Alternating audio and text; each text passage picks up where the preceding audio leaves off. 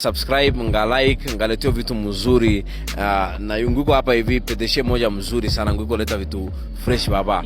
Wa Munyinyi TV on YouTube, please subscribe, share and press notification bell. Akiweka tu gossip hivi. Mtakuwa kwanza kuona mwashene, weka mwashene. The decision to change school is a mixture of academic necessities and individual needs to ensure that this transition maintains the quality of education and provides a smooth transition for students. The government has put in a place structured system. It's not just about students' desire to change schools, but about active cooperation between school administrators, the Ministry of Education, and some cases, the County Education Office. The Education Ministry has published a set of procedures to be followed by interested students according to the application form called Transfer and Admission Form. Only students who follow this procedure will be considered. No school shall admit a student without a letter of transfer signed by Director of Education in the sub-county and county.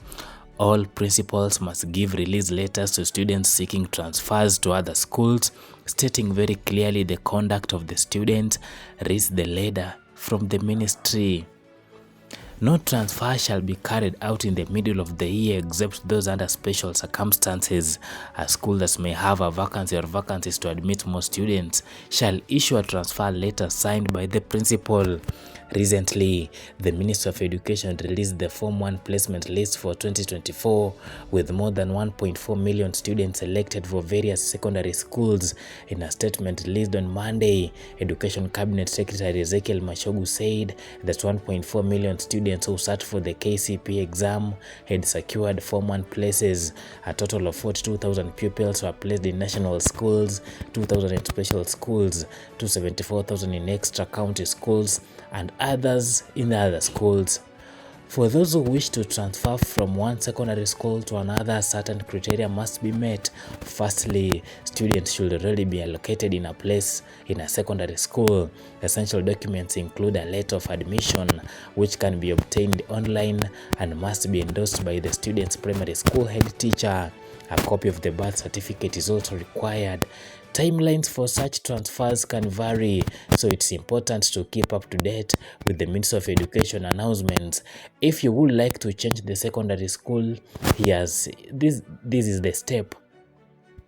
Access the portal. Start by visiting the Form 1 Placement Change portal online, KEMIS. Provide details, select your county, followed by your sub-county.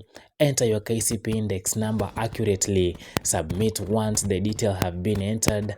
Submit the information. Download and authenticate once submitted. Download and the admission letter. These documents must be stamped by your primary school head teacher. School confirmation. Submit this stamped admission letter to the school of your choice. The school principal will then process the transfer request to the NEMIS portal. Wait for approval.